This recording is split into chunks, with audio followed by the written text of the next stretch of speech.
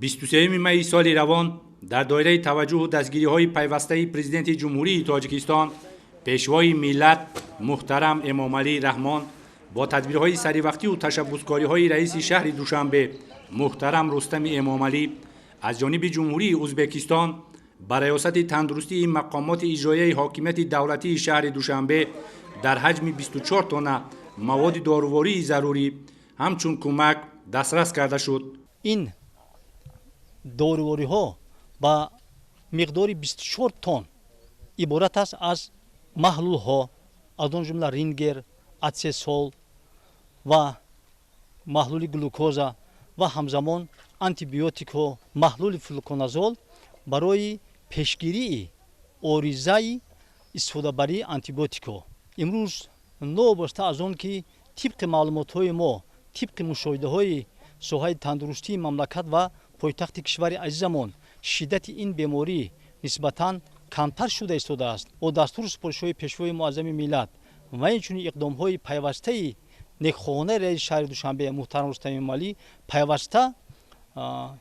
موادهای دارویی هم با وزارت تندرستی و اجتماعی اهالی جمهوری تاجیکستان و هم برای ریاست تندرستی مقامات اجرایی حکومت دولت شهر دوشنبه وارد شده است. کمکی با اقدام بی‌واسطه رئیس شهر دوشنبه دسترس شده از آنتیبیوتیکا، داروهای پیشگیری از آریزه‌های گوناگون بعد استفاده آنتیبیوتیکا و محلول‌های داخل واردی از جمله تابلت‌های سیپرافلاکساسین، تلوم، اموکسیسیلین، اتسسول، گلوکوز، دیسول، رینگل، مترونیدازول، فلوکانول، ناتری کلورید و غیره دیگر عبارت بوده با تمام مؤسسه‌های تندرستی ریاست تندرستی مقامات اجرایی حاکمیت دولتی شهر دوشنبه رایگان دسترس کرده می شود. امروزها با تشبث پیشوای معظم ملت جناب علی پرزیدنت جمهوری تاجیکستان و همچنان با تشبث رئیس شهر دوشنبه رستم امام علی مواد دارویی برای تبابت بیماری ویروس وارد شد. از اینها آنتیبیوتیکا تاثیرشان وسیع که در سیپرافلاکساسین برای تبابت این بیماری استفاده برده می شود. فلوکانازول که برای اوریزه هنگام استفاده بودن آنتیبیوتیکا حتما استفاده بودن لازم است و همچنین محلول ها از قبیل گلوکوز، مترونیدازول که این هم در قطار آنتیبیوتیکا یک جای استفاده برده می شود. محلول های اینفوزیونی از قبیل محلول کلورید ناتری که برای بیماری ضرور است استفاده برده می شود و همچنین حب های ضد ویروسی از قبیل تلود که در ترکیبش هم پاراستامول دارد هم داروهایی که پس میکند خیلی زیاد استفاده برده می شود. باید تاکید کرد که از روزهای نخستین به قید گرفته شدن بیماری سیرویتی کرونا ویروس کووید 19 در جمهوری تاجیکستان رهبریت مقامات اجرایی حاکمیت دولتی شهر دوشنبه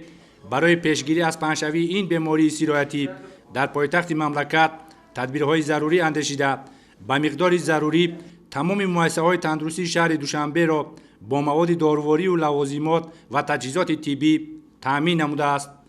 همچنین تمام ساختارهای مربوطه شهر دوشنبه در این روزها به طور شبانه روزی فعالیت نموده کارهای بی‌ضررگردانی و تدبیرهای دیگری ضد اپیدمیکی پیوسته گذرانده می شود. در یک مهلت کوتاه با تشبث‌های سریوقتی رئیس شهر دوشنبه در دایره اجرای دستور سپارش‌های رهبریت دولت و حکومت جمهوری تاجیکستان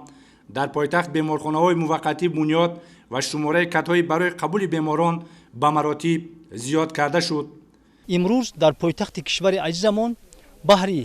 تبابت این بیماری سیرویتی تمام امکانیت‌ها تمام شرایط‌ها مساعد است. دارویی که امروز دسترس می‌شود با طور رایگان با بیمارانی که در مؤسسه‌های بستری نمایی بستری‌اند و تبابت فرا گرفته می‌شوند. در انبارهای وزارت تندرستی و اجتماعی اهالی جمهوری تاجیکستان و اینچنین در انبار ریاست تندرستی مقامات اجرایی حکومت دولتی شهر دوشنبه با مقدار ضروری با مقدار کافی تمام نمود دارویی‌ها از آن جمله داروهای ضد ویروسی، آنتیبیوتیک‌ها، دارویی‌های آنتی کوآگولانتی یعنی که دارویی‌هایی که خون را تنک می‌گرداند و همزمان دیگر نمودی دارویی‌هایی که ایمونیتت یعنی که مسئولیت آدم را بلند می‌آورد وجود دارد. در همکاری با ساختارهای وزارت تندرستی و اجتماعی اهالی جمهوری تاجیکستان و دستور سپارش‌های پیشوای معظم ملت